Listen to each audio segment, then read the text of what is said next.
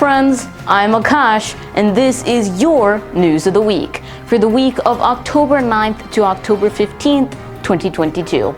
I'm Akash Cody, and today's top story, the Nobel Committees announced the winners of the 2022 Nobel Prizes over the past week.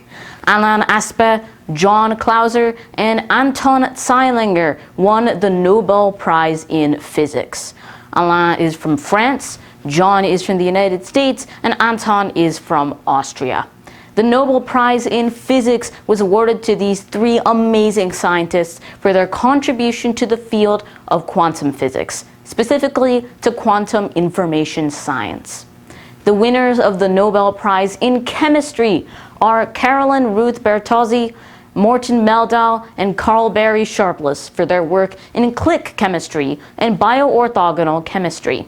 Morten is from Denmark, and both Caroline and Carl are from the United States. And Carl is very special here, as he is currently the only living person who has won 2 Nobel Prizes. It's simply incredible.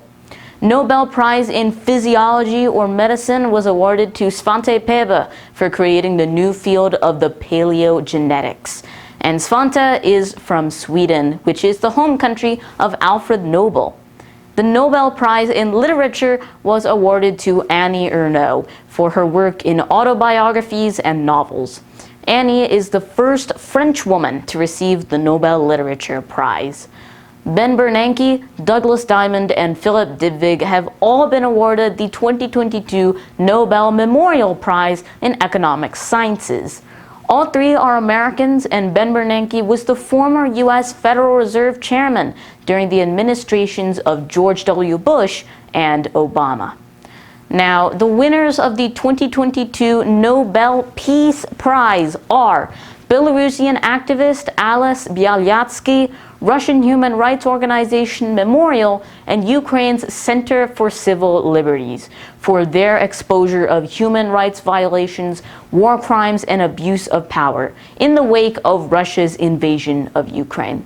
So a big congratulations to all of the 2022 Nobel laureates, and I believe that their work has indeed conferred the greatest benefit to humankind, as stated by Alfred Nobel in his will establishing these Nobel Prizes.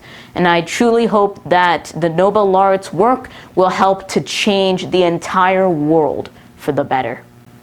For our next story, the Russia-Ukraine war has just escalated massively as an explosion sets fire to the Kerch Strait Bridge connecting the disputed territory of Crimea with the Taman Peninsula of Russia. This bridge was constructed by Russia from 2016 to 2018, and it opened that year in order to further their controversial annexation of Crimea in 2014. And now, both Russia and Ukraine believe that it was a bomb loaded on a truck that caused the explosion, which killed 4 people and also caused part of the road to collapse.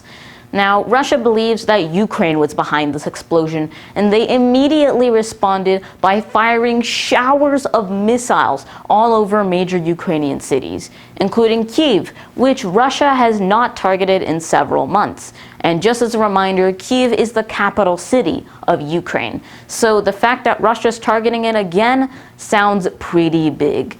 Russian strikes have killed over 20 people and injured more than 108 over the past few days. And although Ukraine has been taking back their territory in the past few weeks, the Crimean bridge explosion seems to have provoked Russia once more. And anything can happen in the next few weeks of this war. So all we have to do is just see how this war plays out. And I truly hope that these two sides will work together to provide peace and harmony for the people of both Russia and Ukraine.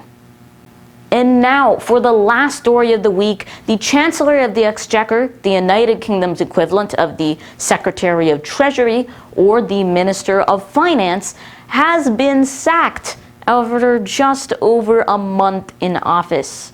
Kwasi Kwarteng has been the Member of Parliament for the constituency of Spelthorne since 2010. He was formerly the Parliamentary Under-Secretary of State for Brexit under UK Prime Minister Theresa May, before Boris Johnson became the Prime Minister in 2019 and promoted Kwarteng to Minister of State for Business energy and clean growth. Kwarteng served in this role for nearly 2 years before serving as the Secretary of State for Business, Energy and Industrial Strategy for a little more than a year.